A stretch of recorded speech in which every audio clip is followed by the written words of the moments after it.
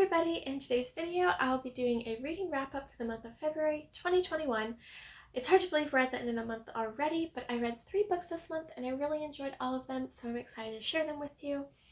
First up is Ways to Make Sunshine by Renée Watson.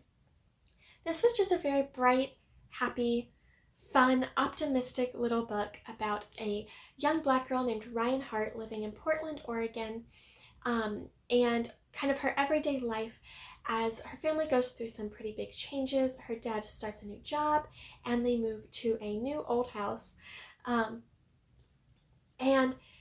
it kind of follows her adventures, and it's told in kind of an episodic slice of life kind of style. There's not that much of a central linear plot running through it, but it's more like there's a chapter about church on Easter Sunday. There's another chapter about a friend's birthday party she goes to. It's just these little slice of life stories about her everyday life, and I really enjoyed it. Ryan is a really relatable, great character. She's spunky and impulsive sometimes. She likes to cook and ride bikes, and she bickers with her brother sometimes, but she also really loves her family. And she's been compared to Ramona Quimby. This has kind of been marketed as the black girl version of Ramona Quimby by Beverly Cleary, which I find it problematic when a black author's work is kind of compared and called the black version of a white character or book that already exists. I think it reinforces white as the standard and the norm. And also, I just think this stands for itself. Ryan stands on her own as a character. My only kind of negative thing to say about this is that I thought Ryan and her older brother Ray both seemed much younger than they're supposed to be. Ryan is in 4th grade and Ray is in 6th, but I thought they were more like 2nd and 4th graders. And I think some of that was the comparison to Ramona. I think I just kind of went in expecting her to be the same age as Ramona. But I think it was also the writing as well. They seemed younger to me than 4th and 6th graders. And this was also listed as middle grade, but it's far more simplistic than most middle grade books. It felt more like a chapter book to me. But I still enjoyed reading it, and that is Ways to Make Sunshine by Renée Watson. And then the next book I read in February was A Ceiling Made of Eggshells by Gail Carson Levine. I was really eager to read this when I saw the synopsis for it, because it's not often we get books about Jewish characters that are historical fiction and not about the Holocaust. Just most Jewish historical fiction is Holocaust stories, and Holocaust stories are important. I don't want to take away from that fact. But there's so much to Jewish history and lives and experiences besides the Holocaust, and I think it's important to remember that, and to also remember that antisemitism is not exclusive to Nazi Germany, and that Jews have been persecuted throughout history many times and places besides in Nazi Germany during the Holocaust. So I was really eager to read this when I saw that it was about a Jewish girl living in late 15th century Spain during the Inquisition. And the main character is named Paloma. I thought she was a very original character. I can't really think of another character I've ever read to compare her to. And I really related to her in a lot of ways.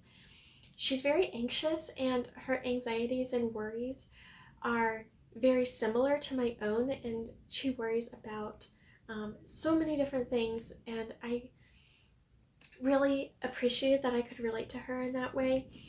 And we get to follow her for several years. She is 7 years old at the beginning of the book and 16 by the end of the book. So almost 10 years of her life is in the story. Because it takes place over such a long time period, I did think the pacing was a little bit awkward. There's a lot more action in about the first quarter and last quarter of the book than in the middle half in between. So the bulk of the story is much slower. I personally don't really mind slower paced stories sometimes. I really enjoy that. So it's not necessarily a negative thing, more just something to note.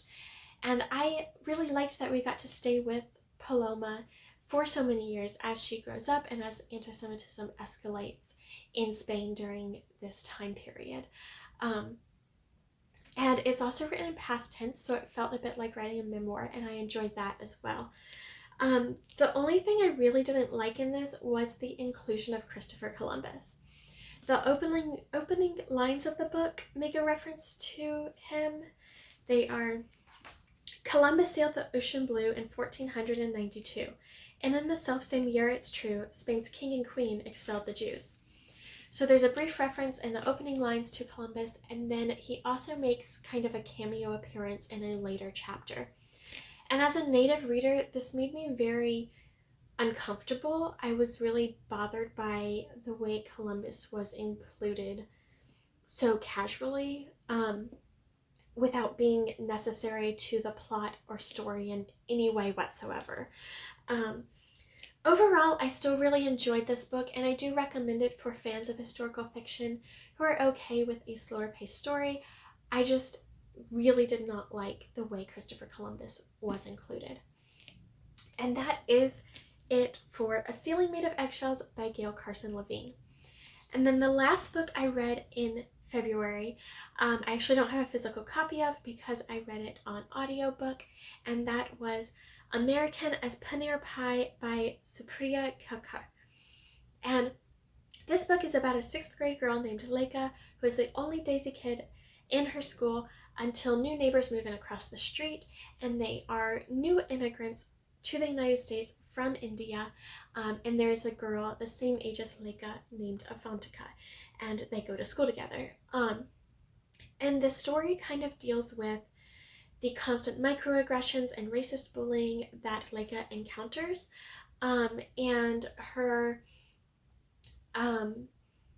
learning to stand up for herself, and also it kind of leads up to a hate crime. So one thing I was really impressed with in this book is all the nuances and details that were included. There were so many nuances explored in this book. For example, the differences between and the division that sometimes exists between first and second generation Indian Americans, the colorism in the South Asian community, what it means to be an ally and what true allyship looks like. There were so many different nuances explored, and I really thought they were done well. And then there were also just a lot of fun details, like references to Bollywood movies and changing fashions in Indian clothing, and of course Indian food. I really liked all of the cultural details and all of the nuances that this book contained. That said, there was a lot going on in this story. There was just so many different threads to the plot. Lekha deals with peer pressure from other girls on her swim team. She has a school assignment to write an op-ed for the school newspaper. There's a local election happening with a xenophobic candidate who is running on an anti-immigration platform. There's the hate crime, of course. There are the ups and downs of her friendship with both her new neighbor Avantika as well as her best friend Noah, who is white. And oh my goodness, I know I'm forgetting some things. Oh, she's also in a cooking class in school, and there were just so many different things happening, and I don't know how much of this was the format and if I would have felt differently if I'd read it as a print copy instead of on audiobook, but I felt like it was kind of too many ideas for one book, and that it easily could have been split into two different stories.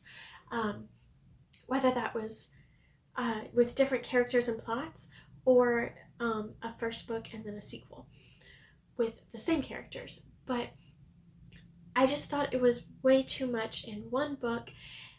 When certain plot lines were being focused on, I forgot about other plot lines that were happening, and when we came back to them, I was like, oh yeah, I completely forgot about the thing going on with her swim team or her cooking class or whatever it was. There was just too much in one book, in my opinion. And I still did really enjoy it. It just felt like a lot of ideas in one story. So that's American as Paneer Pie by Supriya Kelkar, and that concludes my reading wrap up for this month. I just by coincidence happened to read all middle grade books this month, and I probably will next month since it is middle grade March. Middle grade is my favorite age market, so I don't really need an excuse to read it. But I will list all of these books in the video description below, along with any relevant content warnings, and I hope you liked this video, and subscribe if you want to see more. Thanks for watching. Bye!